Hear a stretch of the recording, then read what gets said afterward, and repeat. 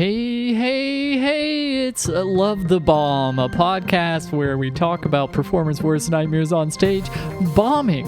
I'm one of your hosts, Luke Fagenbush. I'm one of the other hosts, Lauren Hutton. And I'm a guest. Holy shit, what's your name? Shawn Braley. Oh my god, it's Shawn Braley. How did you get in here? Paul let me in. Yeah. Oh, Our man. dog, Paul. Yeah. He's a good gatekeeper, but he is very, very, very welcoming of everyone and He's a anyone that good gets boy, pets. and you know what else? You're also a good boy. Wow. That's what I hoped to hear today, so thank you. So you're a comedian, showrunner. You do some weird contemporary art stuff. Yeah. We'll hear about all that stuff. Was that all like on brand, on par? Do you want to add anything? Who are you in a nutshell, Shawn? I am fucking Mr. Rogers. Fuck yeah, you are. And he loves it. I love it.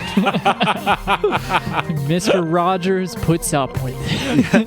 This is an awesome episode. If you're ever curious about what it's like to worry about the vibe of a show, we dig into that a lot, and I think that's a really good perspective to bring forth as far as like a showrunner. This is a show. Yeah, if we've got the nuts and bolts of show running before, this is like The heart and show soul. running too. This is advanced curriculum The show running. marrow in between the bones. I don't know what we're doing we had a anymore. real good bomb. Yeah, we got a couple bombing stories. We got Hey, segments. I don't know if you've noticed, but the show's ad-free now, thanks to the fact that we have a Patreon that's successful. So thanks. Yeah, We don't do ads on the free episodes. That's a new thing. What else is you're new? welcome. The new studio. We're recording in this space. This will be the third Yeah. week we've done this. Segments. Shawn, do you have any upcoming shows You got or socials? social media handle or Yeah. anything else you'd like? If you had a bad time, you can say that and make fun of us and chastise us. What's your real opinion of Jerry, the horse immediately to your right? Gotta be honest, I actually didn't notice that. The whole Freaked me time. out. I mean, I A vaguely... free episode in a Yeah. Patreon. Yeah. This horse was staring you down. I was so locked in, so that means great job. You did it. Aw, thanks. Hey, great job. Where can making- people find you, brother? On Instagram at Shawn Braley. That's ShawnBraley. Just because there's so many ways to spell both of those things. Hell yeah. And that's probably the best place to find me. And then coming up, shows. I don't know when this is released exactly, but It'll be in 2 Fridays from now. okay. Yeah. Let's just look toward July 14th. We're opening Commonwealth Sanctuary Comedy at Commonwealth. Hell We yeah. got Corinne Turnbow headlining that. Hell yeah. Open Friend it. of the show, extremely Oh, yeah. funny. Hell yeah. Check out that show. Get pegged. Pegged you guys for a comedy fan. Make it out to Corinne's show. Hear about how she pegs you.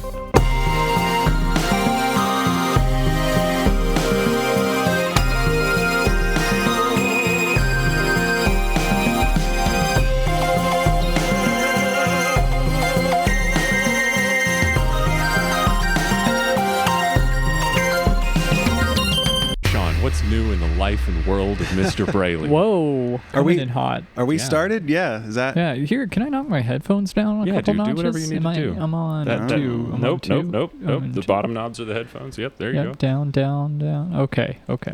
Just a little bit. Just a little bit. Yeah. I thought there was like a squish or some type of word for just a Yeah. bit. Squeege. A squeege. Just a squeege. Just a squeege. Yeah. that'll squeege. work. We're squeeging. Squeegee boys. I think the word that you're looking for is just a squelch. Squelch. Squelch would be good. Yeah, which I is wanted to say old school squanch, radio. but that's like a Rick and Morty. Yeah. We can't fall down a squanch hole, man. That's No. it's not a reference that I want to go down. Nah. What you been up to? What have I been up to? Yeah. Your version of that question was very different than mine. Yeah. Shawn, what's world? Yours was Just better. today. Just today? Oh, in yeah, your life, just whatever. I had to go to the CAC where I work my day job, See, the Contemporary Arts Center. 'Cause okay. I'm really classy. And you hate old art. I hate old art. It needs to be new. It needs to be contemporary. Yeah. If it didn't happen within my lifetime, You Fuck. work like is visual art there or yeah, it's all sorts of visual art. Yeah, You can see the art. Yeah. Yeah. So, well, sometimes they say an art center and they're playing music in there. And I'm like, what the fuck's going on here? Yeah. What is the CAC? Where is it located? How long have you worked there? The CAC is the Contemporary Arts Center. It is a museum of contemporary art that has exhibitions that change out like every 3 or 4 months. And it's located in downtown Cincinnati. Nice.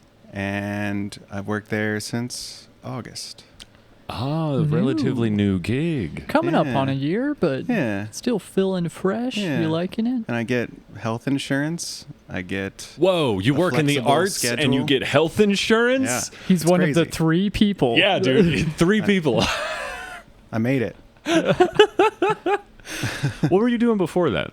I was running a nonprofit called Cincy Stories, and that is over now. Yeah, I think I heard about that from your face the last time. From my you were face here. last time. Yeah. Oh, that's right. We did have a whole episode where you talked about doing that. Yeah. How did that come to end? Well, when the pandemic hit, we were a nonprofit, so like we were getting grant funding, and then people decided it was better to give to like COVID relief things, and Bullshit. Oh, man. like Society takes a turn when everyone starts donating to, like, you know, the pandemic as opposed to the arts. yeah. Did they even ask if storytelling would cure COVID? Nobody asked. Fauci didn't ask. I know that. Yeah, for sure. And it's hard to tell stories with a mask on, so Yeah. that's why I was vehemently anti-mask. Does the Contemporary Arts Center, Yeah. CAC, CAC. you call it CAC? Sometimes. Yeah. Does that like flex into like the comedy shows you run at all? Do you do anything there, or No. is it just a separate passion? That's just my day job, you know. It's I like It I like seems that like I have a cool day Yeah, job. I like having a day job that I still enjoy. So that's great. Yeah. You've hit the lottery in, like, a lot of ways with that place. Like, you have a job that you enjoy. Yeah. You can passively call it your day job, but you don't hate it. You have health insurance. Yeah, Yeah. dude, ringing a lot of bells. Yeah. Is there any? So that's contemporary art. It hasn't been gestated by society yet. Is there any that made it through and you're like, I don't know about that. Oh, all Are the you time. really gonna hang that up on the wall? Yeah, well, actually, right now, there's a video that's playing on a loop. So in one of the exhibitions, Oh, and this is contemporary. it is 2 guys in the woods having sex with plants. Okay, that last word really changed it. Yeah. Yeah. You didn't know that it was coming. They were, but you didn't know that it was. So they're like fucking plants. Yeah, they're fucking plants. Yeah. So they're not fucking each other and incorporating the Nope, plants. nope, This they isn't are- like a Lady Gaia orgy. No. It's No. just kind it's of. not. I wonder is- why there's 2. Is there one guy and he's like, I'm gonna make Someone art has in the to woods. hold the camera, Luke. No, there's Like, 2 you can't- guys that are. So there's a third man. There's a third person. There's no Oh, yeah. clarification on the gender I of would the have camera to see person. the shots. I mean, honestly. I mean, you can. The Contemporary It's Arts on a Center is loop. free. You can go in there. It's on a loop. You have to. So you're telling me the Contemporary Art Center has free nature porn on a loop? Yes. And nobody's talking about it. Is it a thing where everybody else is like, oh, art, and you're like, these are 2 guys fucking plants. This is Yeah. like, Well, we had to because children come here too, Yeah. and we had to Yeah. like have a whole like staff meeting about like, okay, We never call it porn. We never call it don't porn. call it we porn. only call I'm it calling art. it porn. so the fact that this is happening right now, I might lose my job. So thanks, guys. No, Should have saved it for the Patreon. Yeah. Damn. because they're not going to pay for that. But yeah, we had to have like all these meetings and everything to try to get set up and ready for how to explain to offended parents. But there is like, I mean, it's set in like a separate room that you have to be 18 or older to get into. They put X's on your hands, and then if the X give is you a on your sticker. hand, yeah. Yeah, basically. Yeah.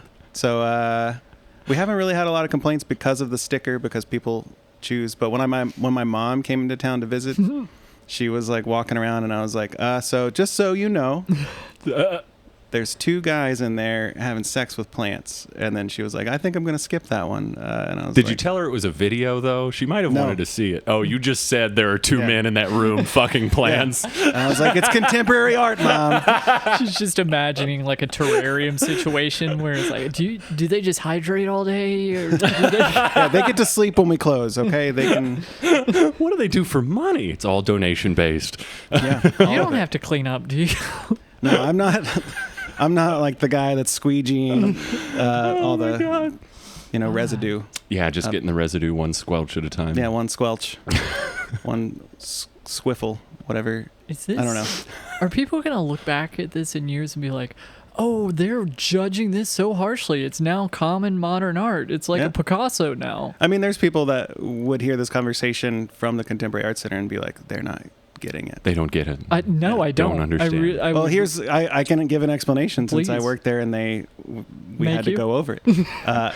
Here's the explanation. The artist is intending to talk about, intending to create conversation around how we take advantage of the environment, take advantage of the land, of don't course. ask for consent from the land. So it's not them having sex with the plants. The artist's intention is that they're raping nature? I mean, Because if it's to create conversations about how we take advantage of nature without consent, like that's but it's kind of weird to literally take advantage of nature without consent while trying to talk about, like, show a video. It's like, hey, will you guys do the thing that... Yeah, they had to do it Yeah. in order to... They couldn't CGI It's that, like, I guess. this is colonialism, but with more dicks than normal. The second installation is like, and we came back like months later, and I had a son that was half plant, just growing out of the ground. And here Growing he out of the is. ground. He just planted his seed in the ground. I told him not to fuck the dirt, or that would happen. Have you guys ever buried your cum? Because maybe plants can be made that I way. can't say I have. I'm sure some of my cum has made it into the dirt Sure. with other steps between that. Yeah. 'Cause But you maybe never just like come straight on the dirt. do a little why'd you get also. so high pitched on that one? That was Every time I talk about jerking off outside, I reach a new falsetto. okay. Oh, every single time it's higher. Every single time. Wow. I'm just trying to get to heaven my own way. Yeah. The other nature boy, not the wrestler. The other nature boy. No, I'm a big fan of doing things outside that you wouldn't normally do outside. Okay. The whole alfresca thing, it's great. Give us another example of an outside activity. It's mostly just coming. I don't. Mostly. Okay. It's mostly just coming. Mostly just coming, yeah. If you've never come outside, do that. Try it. All right. I'll be back. Safely. No, not you. That's more of a note for the audience. Oh, We have several fine I've- lawn chairs. They're a little bit damp because of rain. I don't but- need to sit We've to do put this. so much work into the backyard. Yeah. And it's just because I needed another place to come. Yeah. And it wasn't comfortable back there. So, we needed lights, Of atmosphere, course. mood. You got to set the tone. So, aside from plant rape warden, you also run a variety of shows in the Cincinnati area. Yeah. I just one of the things I wanted to talk about today on this lovely podcast you guys got going on Oh here. yeah, the one where we start off. Talking about plant rape. Yeah. How many degrees away were we when you walked in from this conversation? 'Cause it's like, what's your job like? And just immediately guys coming on stuff in the woods. That's art, dude. Yeah. It's contemporary art. It's That's art actually, if you get it. Yeah. Otherwise, it's porn. Otherwise, it's porn. Yeah. Yeah. Have you caught anyone jerking off to that video in the... I haven't personally, but I don't know if other people have. It's pretty dark in sure there. it's already happened. Yeah. I feel like those stories would circulate if they. You would think that I would have heard about it, but right? unless we're just like, it's a don't ask, don't tell situation. Don't tell CAC. Don't tell Cat what you do with your cock. What show were you running though? Let's just stay far away from that. Yeah, It's dude. magnetic. So there's a new venue opening in Dayton, Kentucky, which is very close to where we are currently. Yeah. I don't know if people are allowed to know where you guys are located or not. I don't know if that's a secret. We record in the Newport Aquarium. Yes. They let us have a room, and they let us bring all of the shit from our living room. I'm cross-legged on a sea turtle right now. I'm just out of frame. Disappointed there aren't more penguins in here. That's really sad. You know, I tried to get them to let us use the penguins, but they were like, they've already been traumatized by too many of the workers. We really can't have them involved with any human interaction other than feeding. Especially after the conversation we just had. Mm-hmm. Yeah. They were like, they tried to put the penguins in a CAC exhibit, and we were just like, no, never again. Too much cum. We heard what happened to the plants. But I'm working with a venue that's called Commonwealth Sanctuary. It's in a former church space. Okay. Really cool, unique space, and they are going to do all sorts of shows there, but they want to do comedy pretty much every weekend. So Fridays and Saturday nights, we're going to have comedy shows starting mid-July, July 14th. So was that someone who was like involved in when it was a church wanting comedy, or they just bought the venue and were like, this is perfect for comedy? Yeah, the church closed down, and then this building was for sale, and then these folks who are local were looking to buy a space because they wanted to have an events venue, and then they found the church, and then they were like, all right, this is perfect, let's buy it. And I met them because they came to a lot of the garage shows that we were doing. Which were fantastic. Yeah, and they were so good the neighborhood got mad. The neighborhood didn't want to hear Corinne Turnbow talking about pegging throughout the neighborhood because of the... Why wouldn't you want that echoing across northern Kentucky? I can't imagine people trying to put their kids to bed. I could listen to Corinne Turnbow talk about pegging any time of the day for as long as possible. Any length of time. That's your contemporary art. Yeah. Yeah.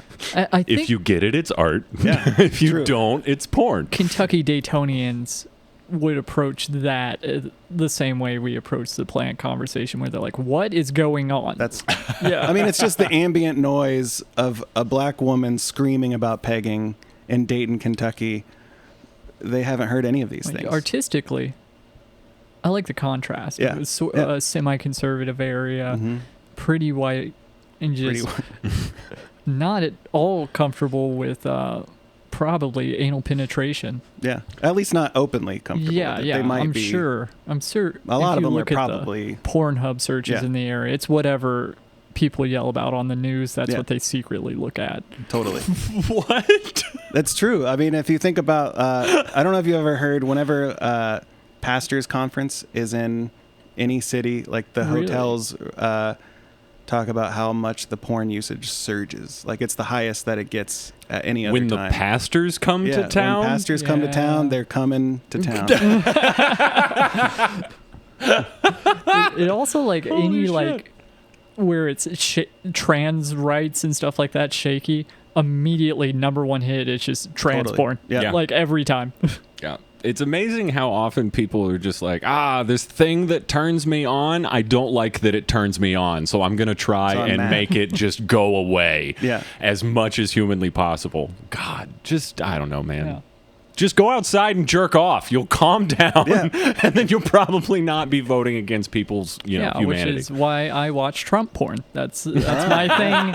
It's just like MAGA hats. Yeah, you just come into MAGA hats. Just can't come unless there's enough orange people on the screen. Yeah. This would be so bad if it was gay porn, but we're straight. And then I just feel like a traitor. Yeah, you got some. I think Corinne Turnbow is making a reappearance to talk about pegging at a new venue. She is. Yeah. She's our first headliner. Oh, no shit. Yeah. Who all do you have lined up for the summer? So you said that the Commonwealth Sanctuary wants to do comedy every weekend. Yeah. How do you have the summer booked out? Pretty much. We have Brent Terhune. Hell yeah. Big name. Abby Sanchez, who's from Chicago and has like a HBO special. Hell yeah. Shanda Sung from Bloomington. Okay. Blake Hammond here locally. Who is that? Do it. I know you haven't heard of him or had him on the podcast. Hipsters of comedy. You don't know Blake Hammond. Yeah, you don't know Blake Hammond. I knew Blake Hammond before he was. Have you even given I Blake knew Blake a tag? Hammond when he was skinny. Like,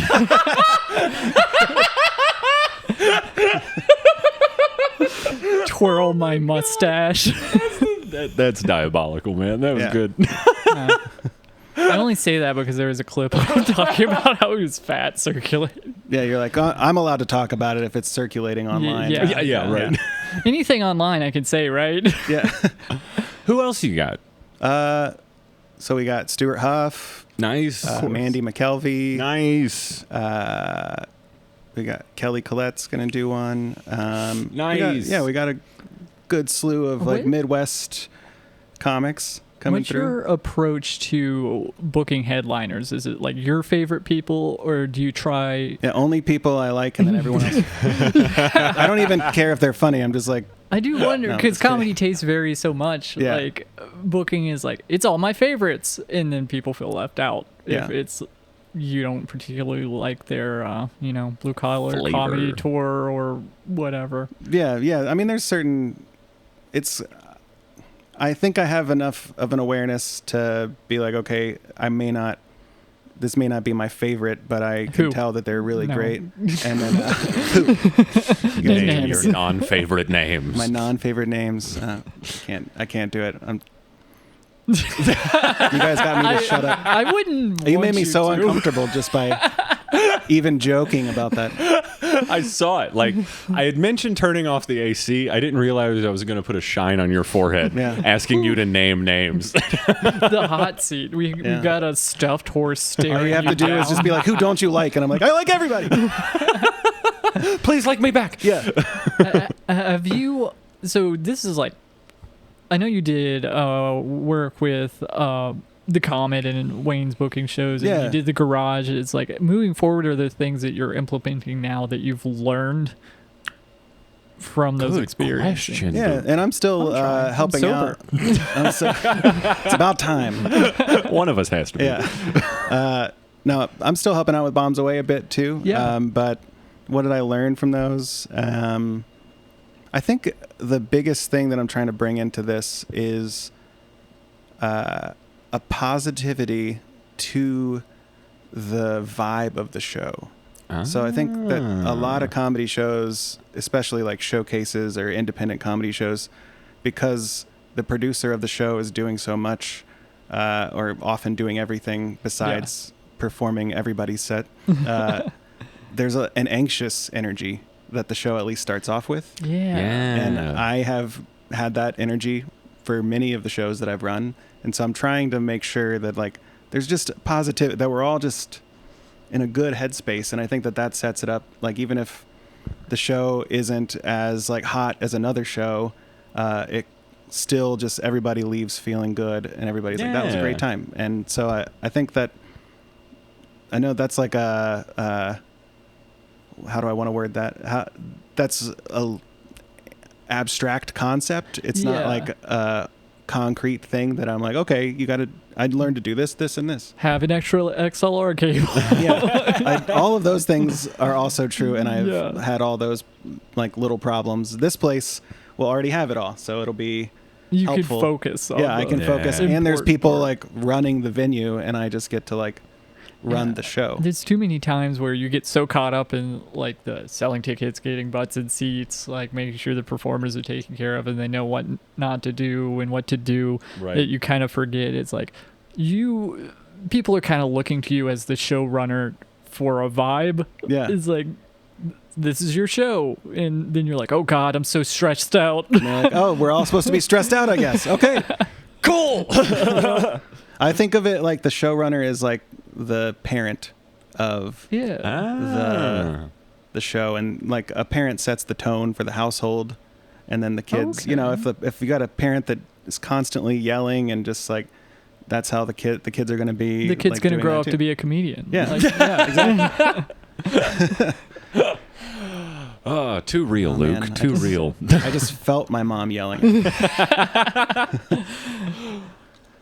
So yeah, that's the biggest thing, and I want to bring that energy. I actually the other night I took an edible, and then I was trying to go to sleep, and I couldn't sleep, and then I just had this like a vision, and I was like, I need to write this down for the Commonwealth Sanctuary and share it with the owners and stuff, and it was just me saying, we're gonna be positive. And then at one point in the note, I just typed it all out in my notes app, And I was just like, we are fucking Mr. Rogers.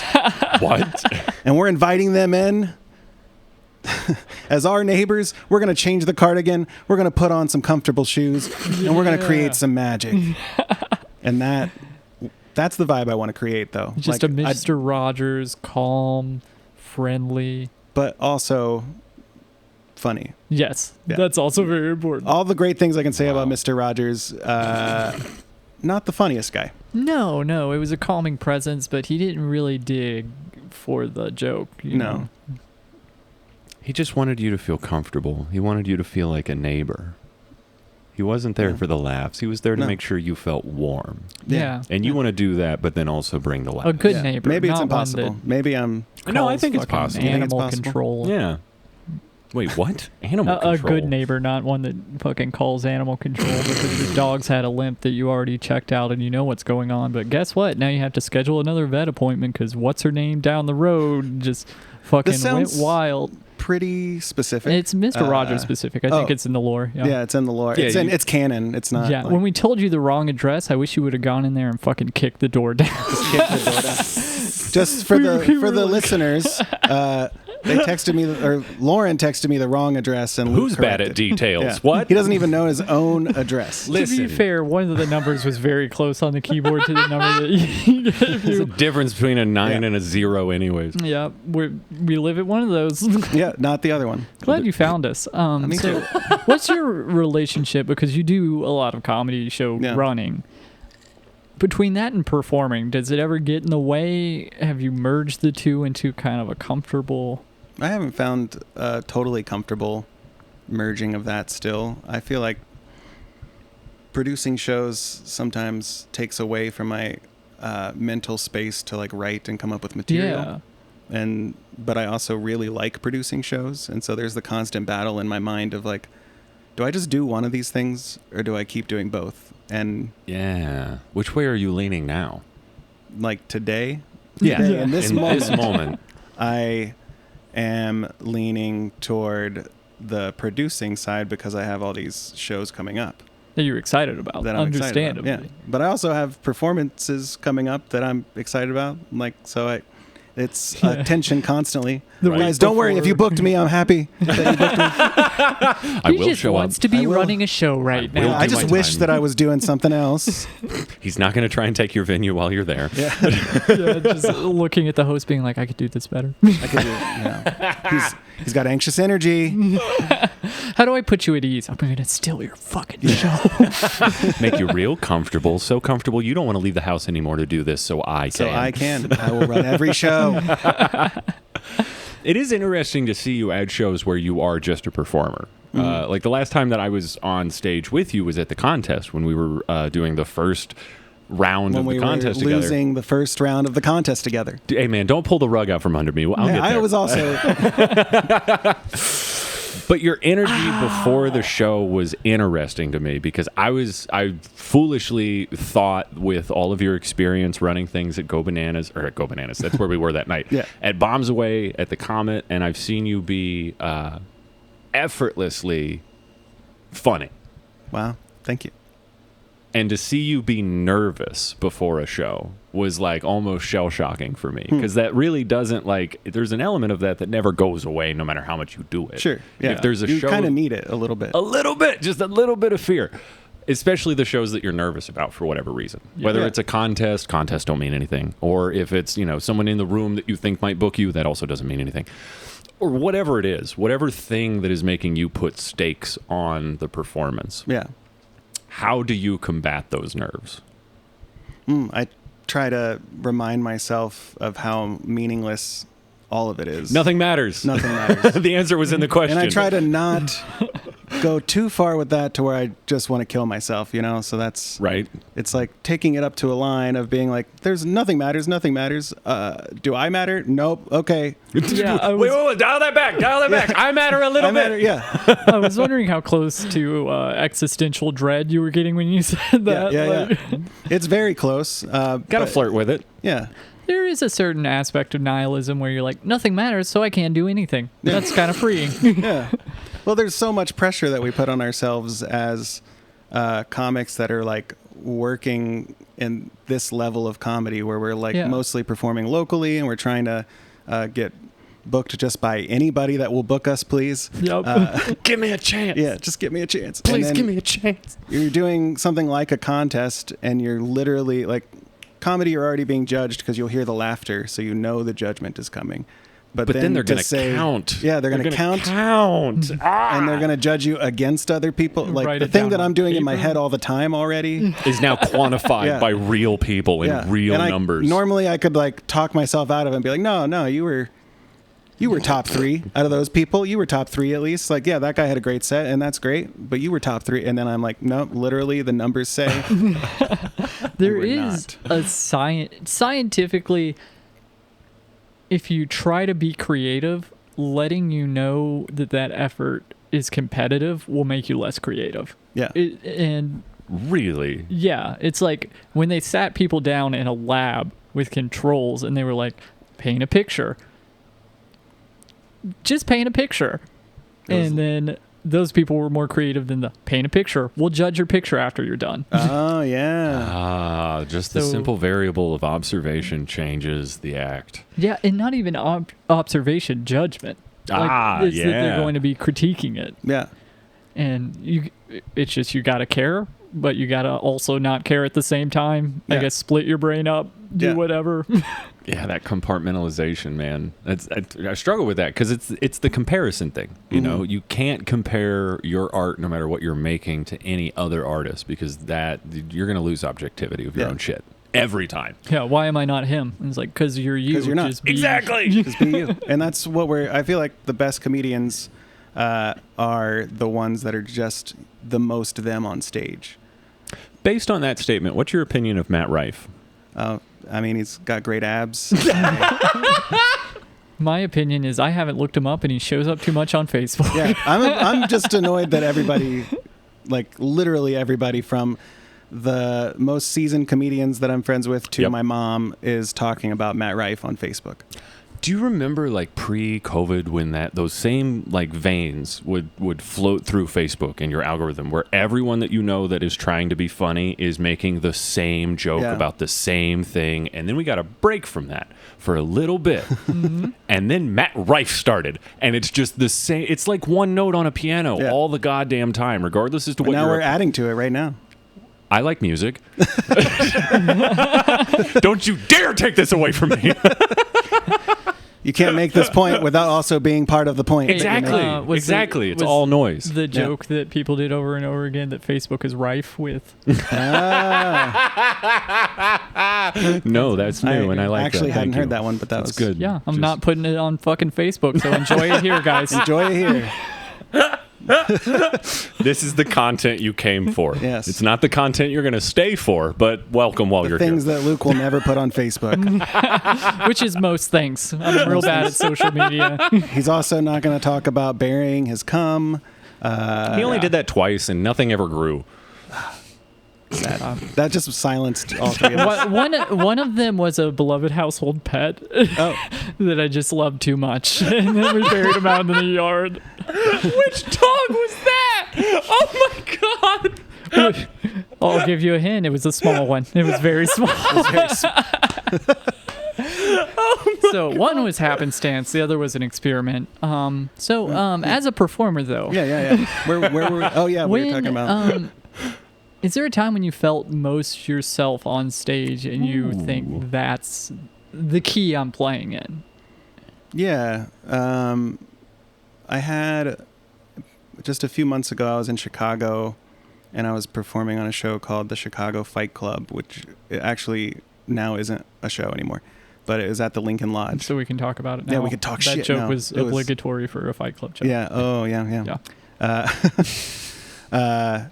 And I had done it once before, the same show, and I really like the folks that run the show Yeah. and everything. And they were just I came in and it was that same positive energy. They were just like happy to see me.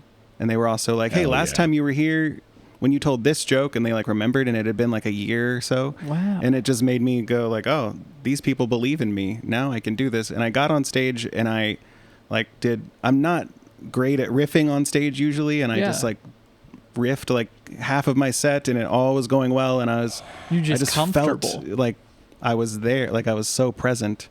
And there's this thing that I'm trying to, I don't know, I think it's true in life too, where there's like, you have the thought or whatever you're experiencing in your mind, and then there's like you can step outside of that thought and analyze the thought and comment on it.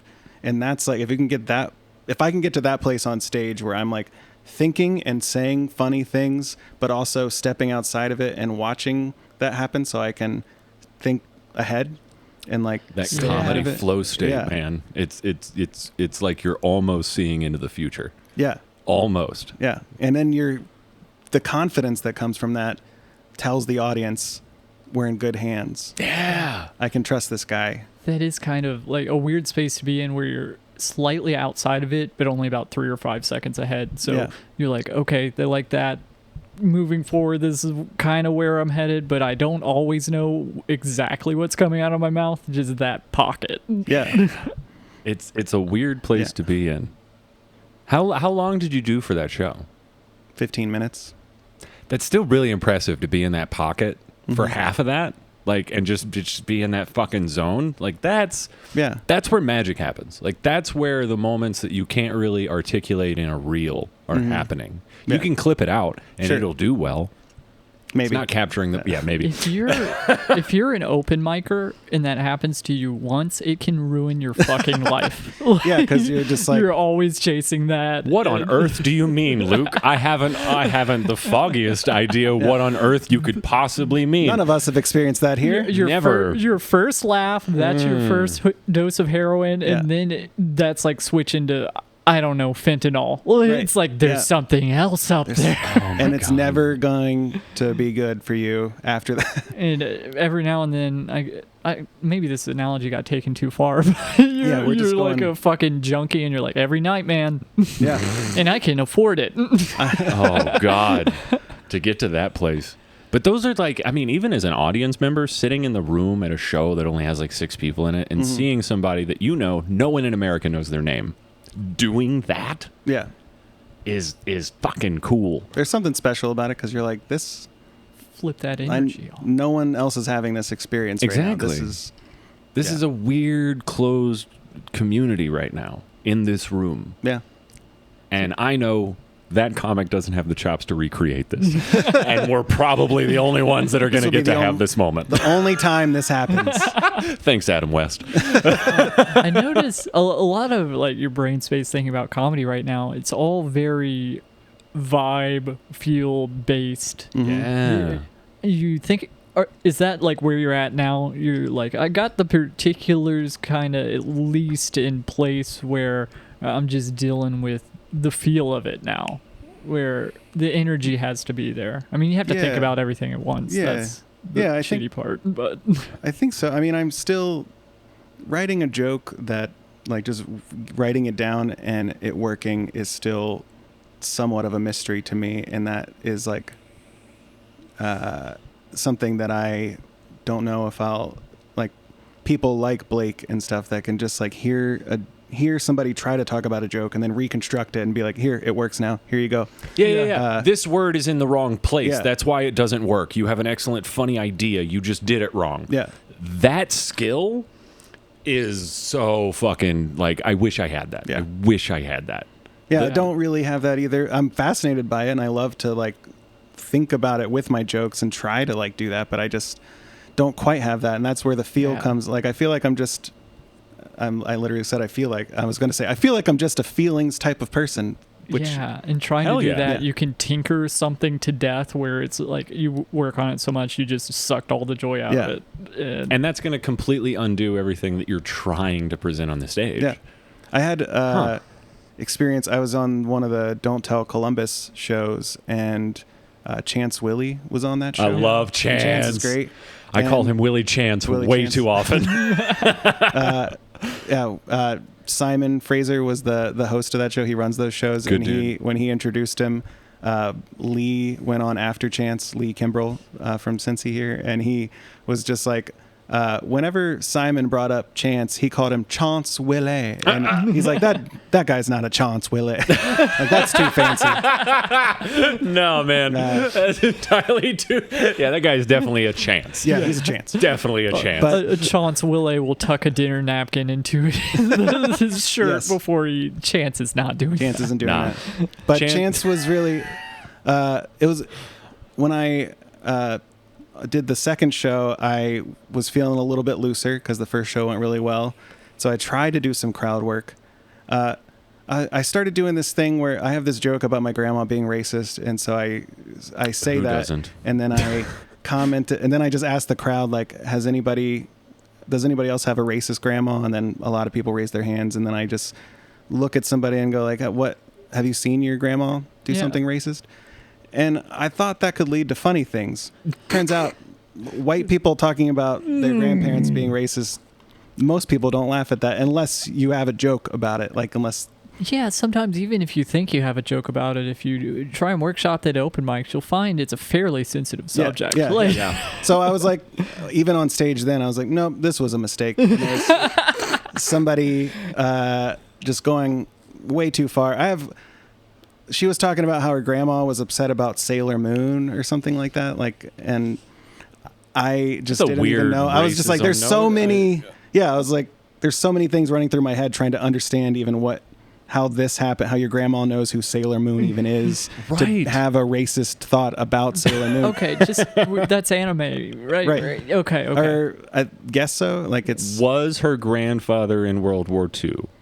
that's kind of where I went with the joke, and then it just didn't go. Yeah, well. and no one else was on board. Sailor Moon made it to Pearl Harbor. That's kind of where we're. That's where I was starting to go, and it failed.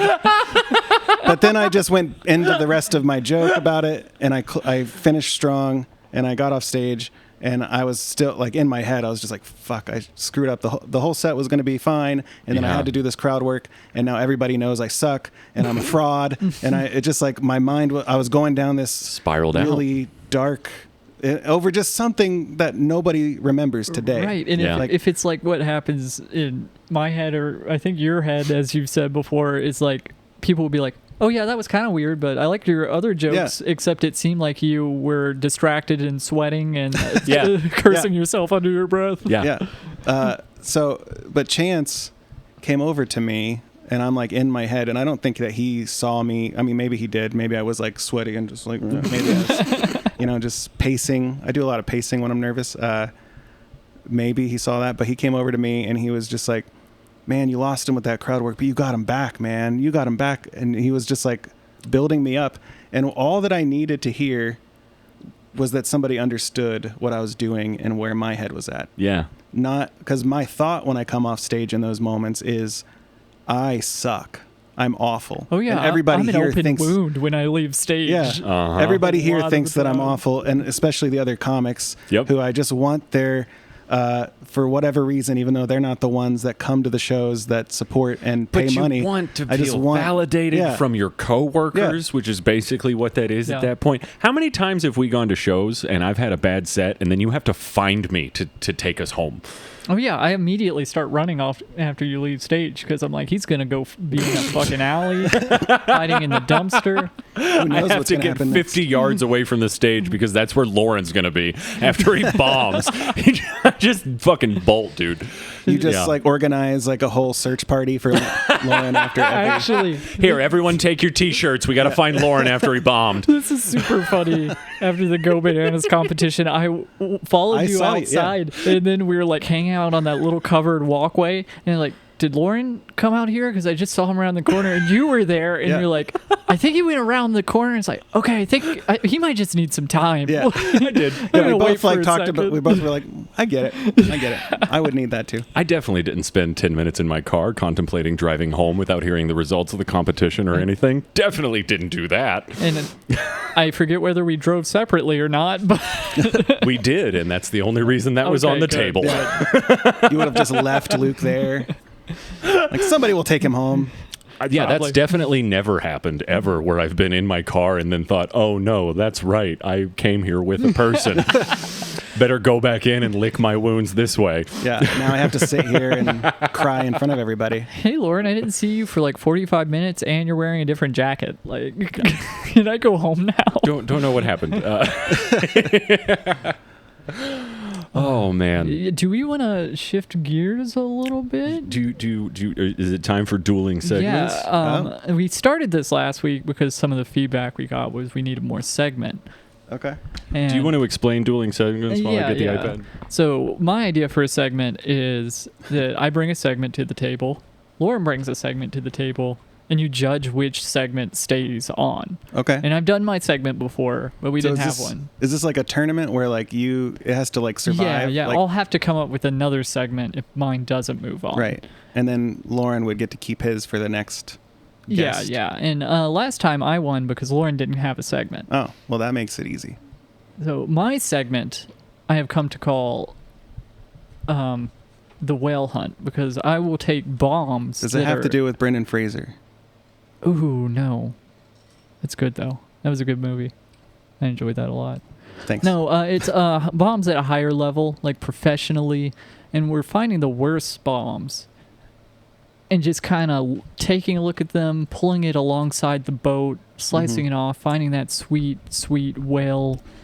Blubber. Well, there's the blubber, and then in a sperm whale, if you drill down into its head, there's like sort of a oil. Ambergris, yeah. Oh. That's one thing. You guys know a lot more about whales than I thought. Yeah, it's for the segment, but...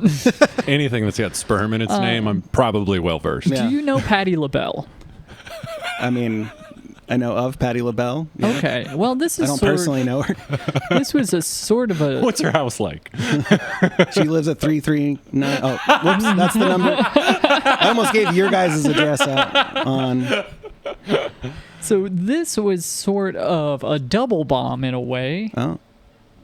And I'm going to see if I can work this. So we're going to do... Yeah, we're going to skip the ad. And then full screen it. And then we can cast it to the TV. Oh. Yeah, I'm glad you explained for me how to do that so that you could just do it for me when the segment started. You know, all roads lead to content. We'll get there. Yeah. It's whatever finger needs to touch a thing. We're on our way. So all that I remember right now from what this segment is Okay. something about whale blubber and Patti LaBelle. Okay, so we're going to see Patti LaBelle's bomb. This is like a bigger name than we usually have. Wow. And we're going to see what she did.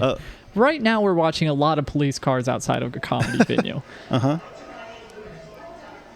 LaBelle And was it seems like she's escorted. doing good other than the 2 or 3 gentlemen escorting her Pulling her off off stage quickly. stage. Yeah. Which I wish I had that when I bombed on stage. So what happened here is she made the mistake of having a bomb threat called on her venue during her show. So that's the double bomb. So she bombed, and then I'm not sure how she bomb was threat. doing, but she did Sure. bomb by being pulled off stage by security. yeah. Share a little bit of time we did with Patty, and I still say it was a good night. There you go. Still a good night in spite of the Still a good bomb night. threat. That Wow. gentleman. Who was that? Just has a a glass guest? half Was that just full. a guy that bought a ticket? Yeah, that was just a was ticket her goer. dad. That was Now, yeah, he's gonna say that. I do have a few notes for Patti LaBelle in that situation. Okay. Did she call the bomb threat? Is that how she She could have bombed? not called a bomb threat. That's the one thing. It's all right. Do your full time. Don't call in a bomb threat on your own venue. Just call off work. Oh my God. You do not need to call in a bomb threat to your job. Just say, hey, I don't feel well. I have diarrhea. And if someone else called the bomb threat, I think art's more important than maybe a couple hundred people's safety. Yeah. Yeah. so Absolutely. on that side of things, I'm firmly. She should have stayed on stage. That would have been- never leave an empty stage. Fight the security if they drag you off. And think about if a bomb did go off there. I mean, she's already a famous name. Think about how much more, like her name would be cemented in history. That's if- how you Right? move Yeah. albums. That's Yeah. how you get downloads. You might have to die, but die in a blaze of glory. I mean, honestly, I think we're onto something here. I really do. Art is very important, but as someone who personally doesn't understand Patti LaBelle's music and therefore finds it porn, Yeah. I think the right move was made. I think the right move was made by pulling her off stage. And I think that she might have made the right move by calling a bomb threat on her own show. I'm going to take back what I said earlier. Maybe don't call into work. Maybe create a situation that doesn't raise any questions. Okay. I'm really happy to hear you say that, Lauren, not because I agree with you, but because, I was actually worried as Luke was explaining this, and then I was like, man, Lauren's going to... or as we were talking about how famous Patti LaBelle got, I just had a feeling that you were going to blow up a venue that you were performing in to get your name, cemented in history. This is how we hint to you that you're going to see call me a this bomb Friday threat on your at shows. the Woodward Theater. It's gonna be a blast. Hey, don't come out to my show tomorrow. You're pretty cool. I would like you to still live. Hey, man, it's not that important. It's just Now- my art.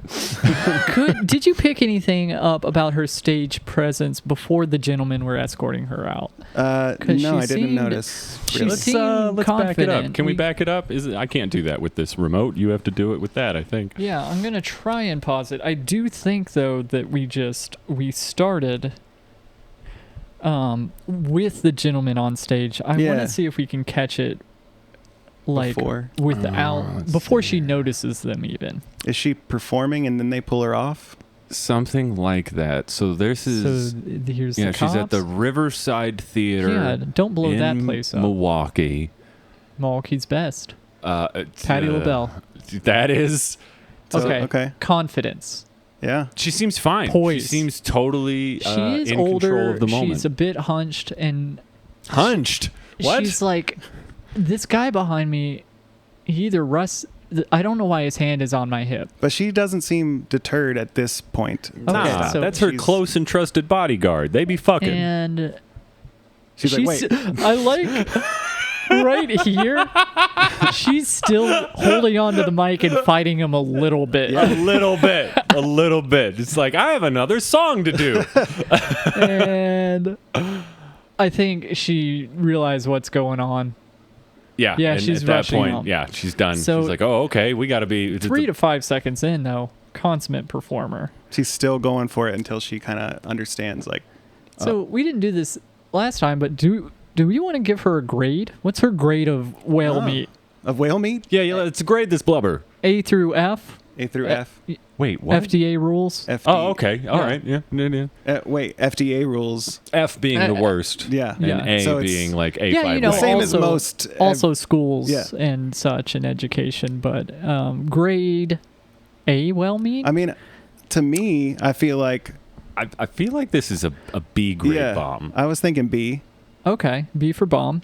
B I'm for- going to go C just because I think she should have fought him a little harder. Oh, okay, yeah. Tried to keep that art on the stage or Yeah. that porn on the stage, depending on if you get it or not. And she leaves the stage first. If she was really at the helm of a whaling ship, Yeah. she would go down with the ship. Agreed. She would at least make sure the audience got out first. Right. And that the people nervously Ah. waiting as they were evacuated had something to listen to. Yeah. That would I be like a your great thought. Like as the bomb is going off and Patti LaBelle is just belting it out. Right, reaching the climax of Yeah. her magnum opus number. Yeah. I like that. Okay, well, let's cut her off the side of the ship and let the sharks have her. Let her. Case closed. She's out. Send that whale back where from she came. You can't call Patti LaBelle a whale. I can do whatever I want. This is half my show. Okay. Not your segment, though. Can I call Patti LaBelle a whale? Not on my segment. All right, well, I Yeah, retract. Start my your whale own comments. segment. Well, fine. Are we? Let's move forward in the dueling segments. Are- I'm sorry, I didn't want to squash your segment. Were you done whale hunting? Now you Yep. gotta duel the banjo back. I think that's copyright. Bum, We might not even be able to use his audio. Well, it didn't sound quite. Okay, so this is my segment, right? Okay. I Good want luck. easy killer. Good luck. I'm calling this segment "Round the Yard." Okay. I want I'm not each gonna of go us- dig up your cum from the yard, man. No. You wouldn't be able to find it. I have something back for when I buried the dog. Pet cemetery. Oh fuck! Yes. Yeah, it's a little late, but you know But, how I do. Yeah.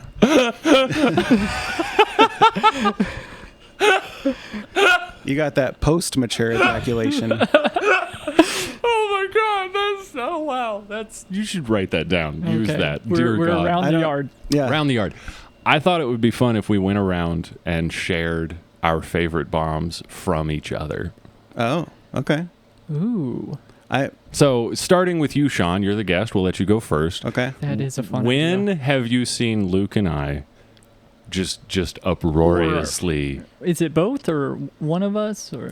I figured he could do one of each, and then then we could each do one on him, and then Okay. it'd I'll be have two to for think every hard. person. So like I would have one for you and one for Okay. Shawn, and so on and so forth. All right. Okay. All right.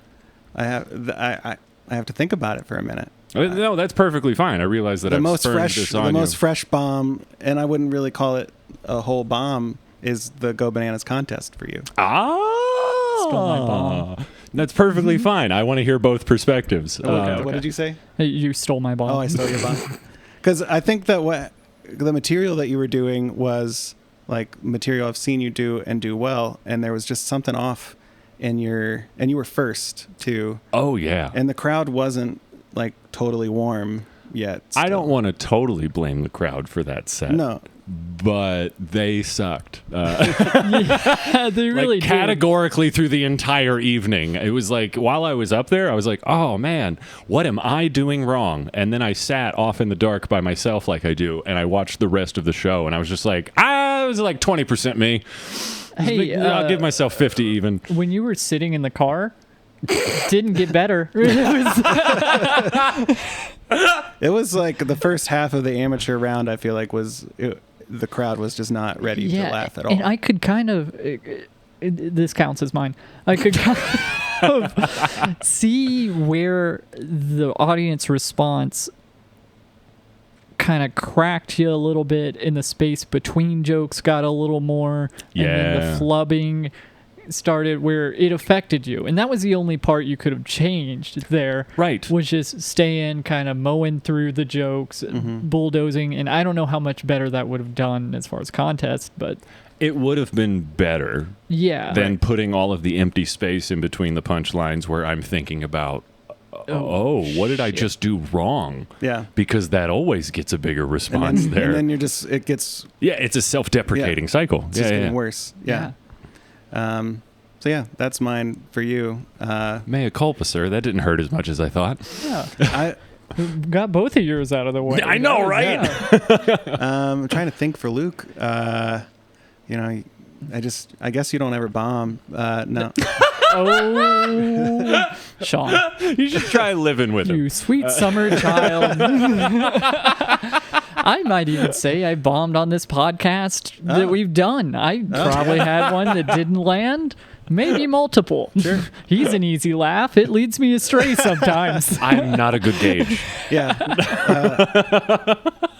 There's been times when I've tried material at open mics and Lauren's laughed at the joke, and then I'm like, oh, that worked because there's such a loud laugh Yeah. to it. Exactly. And then I listen back to the recording. I'm like, oh, it's just Lauren. Just Lauren. I'm Maybe another John Holmes, yeah. Yep. You and fucking John Holmes have made me perform bits way too many times before I safely declared them dead.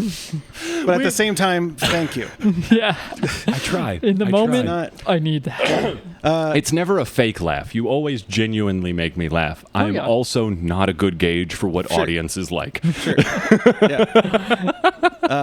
Luke, I just remember one time at Chameleon, and I don't remember the show. I don't remember the date. This is pre-pandemic, maybe. And you were doing your joke about how you God. finger your own butt. Is that what it is? Probably. you're like doing confessions. You're like Yeah, all the the comedians. confessions. Oh, bit. those. And yeah. You like, I and then you're fingered like, myself. yeah, and Anyway. it was. I don't know if that was like one of the first times you'd done it or not. It might have even been the open mic at Chameleon, but it was awkward because you're saying something so like I fingered myself, and in that tone, Just a no and then response. nothing. Yeah. And it made me feel so much joy and love for comedy. Fuck yeah. I was like, Yeah. this is what comedy does to people. And that's, I think for a while, that was my closer. So if that one didn't work, Then particularly that line is the last line of the closer, it's just like, well, I guess you guys just weren't my audience, huh? Yeah. Yeah. Okay. Did you want to do any? I have one for you. I definitely You have a different one for him? No, I had my one for you. Yeah. Oh, yeah. Yeah. Okay. I've definitely got one for you, and it was. I feel like that's the whole reason Lauren. I'm trying to think. No, I did not set this. I want to talk about Luke a lot, and I need this framework to do it. Well, I'm trying to think of one for Shawn, and I've seen you fairly often recently, usually doing very well. Do you want to go if you've got I do one? have Okay, one, okay, yeah. I'm going to do you first. Okay. Because it's fresh in my mind. And it was just a stone's throw from here down at the B list. Oh. And it was that night that you were trying real hard to riff with those people and their dogs up front. And Yep. they liked it for half a second. To a point. And then I think you got too aggressive about the dog, and they were not on board. They fed a dog beer. They, Yeah, like he just took a beer, and the dog was licking it like he was pouring it into the dog's mouth. And I was behind him. I'm like, huh. And then my set kind of had a dip or a lull, and I think they turned around and said something. And I looked at him and I'm like, hey, did you feed your dog fucking beer tonight? And then after that, they kept talking. So right. You I opened them like up doubled and tripled down on get this drunk fucking dog out of here. Also, shut the fuck up. Yeah, they weren't having it, and no one else was either. I don't know if every time I've seen you cross a certain threshold with like aggression and being mean, it does not play well. There's a line Yeah. where playfully aggressive versus, and I think because I'm not an aggressive person, I don't have the best read of it, and I have to find out that way because I'm never like, oh my fucking God, what the... You're like, it's in there, but it's just not. I'm like, is this how people are angry? Too close.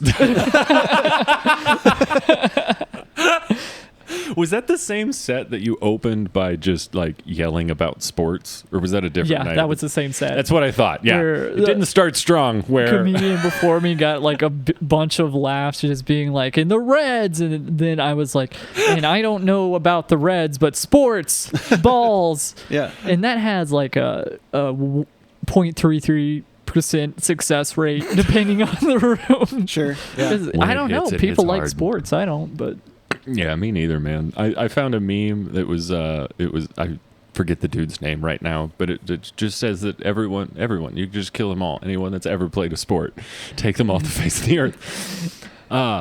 Shawn, Yeah. this is a the struggle. way that you just said that, it felt like we were giving our vows to each other. I did think Very dearly warm. beloved. Yeah. Like, Shawn, we've known each other for years, and over time we've grown closer together and learned to rely on each other in many ways. I didn't know. That almost turned into actual vows that I've written before. That got really dangerous. Wow. Next segment, we all do the vows that we've written for failed relationships. No. Okay. I'm gonna nip that one right in the bud. this is the part of the duel where a third man runs on stage and is immediately shot. Yeah. I'm like the streaker. I was going to say at a sporting event, but I didn't want to offend you guys, so... You're fucking Tybalt. Honestly, if more people would be naked and interrupt sports, I think I would watch You'd watch them, it more? to be Yeah. honest. Go ahead. Tell me about the bomb. The only bomb that I can really think of for you is the first time that I ever saw you, which I think was at Chameleon. Mm-hmm. And I didn't know who you were, and you were a person that was new to comedy, but you like a lot of people who come from like the church and they have or live music or anything else that gives them a leg up on stage presence. Mm-hmm. It was so obvious that you had so many things that other people didn't. You just didn't know how to write jokes yet. Yeah. And then I didn't see you for like 2 years. And then the next time that I saw you, you were running shit at the Comet. And I was just like, oh, wow. The pandemic treated that guy good. Well, I got divorced over the pandemic, so, that helped. Oh, no shit. yeah. Okay. That makes a lot more sense. Okay. Yeah. I mean, I don't know if that helped me writing jokes, but it helped me get through or go to that deep, dark place where I was like, nothing matters. Then only then. Yes. The funny happens when you bounce off of the rock bottom into goofy nihilism. Yeah. Goofy nihilism. That's a good, Goofy nihilism. Nothing matters, but that doesn't have to be sad. But it can be silly. Oh shit! Do you have bombs now? I have. Have you had time to think? One in a backup. So this isn't necessarily comedy related, but you're in a Weezer cover band. Yeah. That was a one-time occurrence. Yeah, that was enough. Everyone's only in a Weezer cover band one time. Look, it was for a dear, dear friend whose favorite band is Weezer. Ah, okay. That was the whole first one. Just Good. the fact that you are in it. Because you didn't do it poorly, but you did make the decision to do it. Circumstantially. I did do it. And I think, I can't remember a lot of details about it. I just know you were hosting a show at the Comet, and it was a tough crowd, and there was some sweat. And it wasn't something where it's like, he should do this or he should do this. I'm just sitting back there being like, this guy's working pretty hard. And it was not working. No. I feel bad that there aren't more details, but it's just like those type of situations where you walk in on a cold room and you don't know what the crowd's at, and you find out that way. Yeah. That sucks. And anytime that I've bombed, was I hosting the show? Or that was it. Anytime I bombed there when I was hosting, usually it was because my mind, just like we talked about earlier with producing, my mind, I mean, I'm capable of bombing without being a producer. I can bomb. I'm happy to share all those stories. But when I'm producing, sometimes, especially like if you're running the door, and then I have to be like, okay, I got to go turn the music down, and then I got to run on stage, and then I got to introduce everybody, tell them the rules of the show. Sometimes my mind is so focused on all those details that then I'm like, oh yeah, jokes. And I already lost the crowd. I had those. Oh no. Yeah. So then I'm like, well, I guess I'm just going to talk for 10 minutes. The work none of the audience sees, but they're like, of course you should be as prepared as all of these other guys who haven't spent weeks of effort on the And show. you're starting off the show totally cold. The audience, Some people haven't walked in and taken a seat yet. Right. Yeah. But yeah, there's been a couple bad ones there where I'm starting to get more used to it. And Wayne has also, we've talked about bringing in other people to help with some of those extra that's duties because it's hard. So It's a lot to do on your own. Was that this segment? Or we? I think that's it. I think that was a segment. We all just went around the yard. Yard work. Oh, that's a much better name. Yard work. Yard work.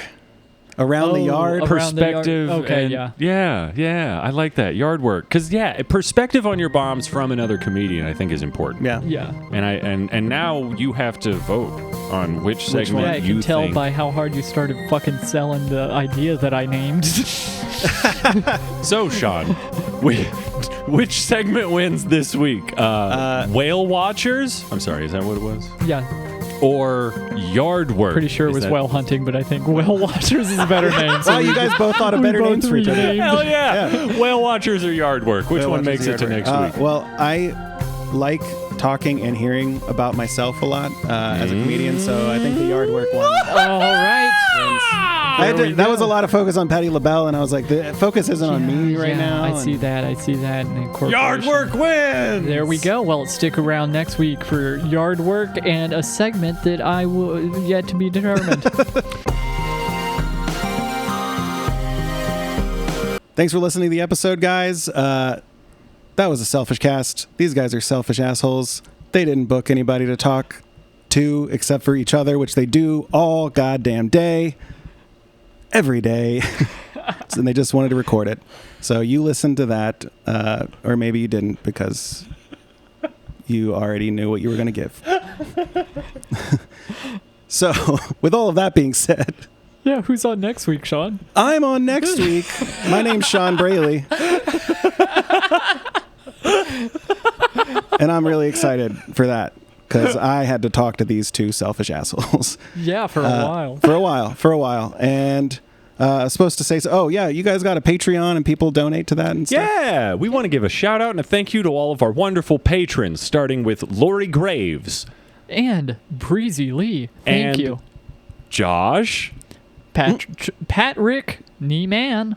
Nathan, Alex, and Air. Double D Diva. Jim Figambush. Cameron James. Gretchen Schultz, thanks. Evan Beckmeyer. Jarrell. McGregor Lakes. And finally, thank you, Daddy, Eric N. And Garrett Teitelbaum as well. So not finally. But thanks to all of our patrons, you help make the show happen ad-free. Even though this is sort of an ad, Shh. like, thank you. Thank you. Sincerely. We don't get money for this, except for all the people that like give us the money. names we just read that They pay are. every single month. Thanks.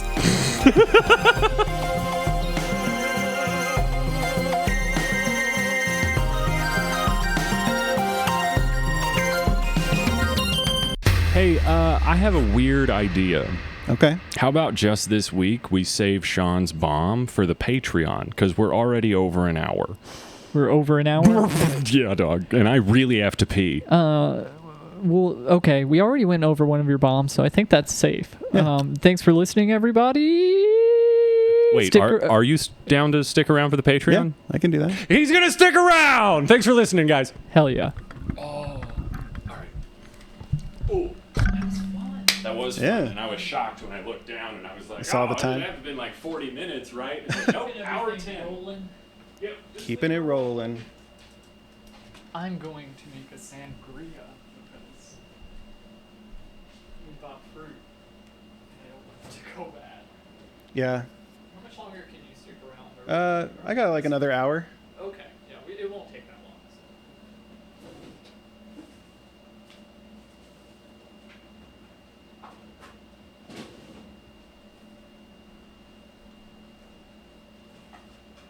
Anytime you need to duck out, even just for the comfort of not being under the wire. Yeah. No, I got time right now.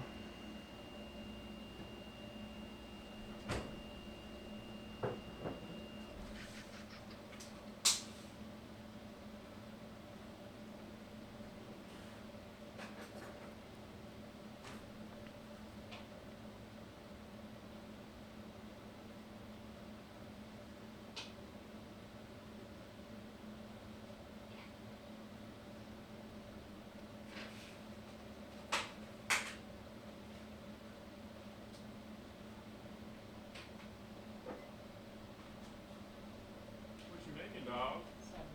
Oh, you better get a sangria. I am good. I'm going to keep drinking whiskey. Whiskey? Whiskey. Do you need more water? Yeah.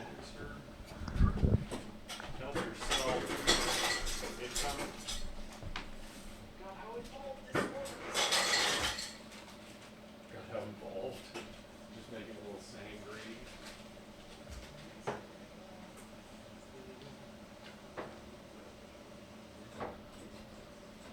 Put a little bullet in my mouth.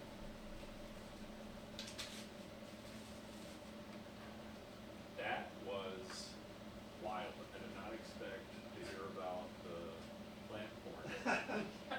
That was, as soon as you said that, I was just like, all right, cool. We do not have to worry about running short on time on this episode. Jesus Christ. What an exhibit. Check it out, guys. I want to. I have no choice. Yep. I like the differences of approach right now. One of you filling up a glass of alcohol, and the other one, Frantically. yeah, just like one of you just pouring shit, and the other one's.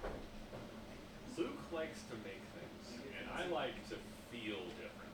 Yeah. And all that steps are in the way. Don't get me wrong, he makes good shit. Somebody else makes it. I have enjoyed many of his cocktails. I just started sangria yesterday, though. And I'm trying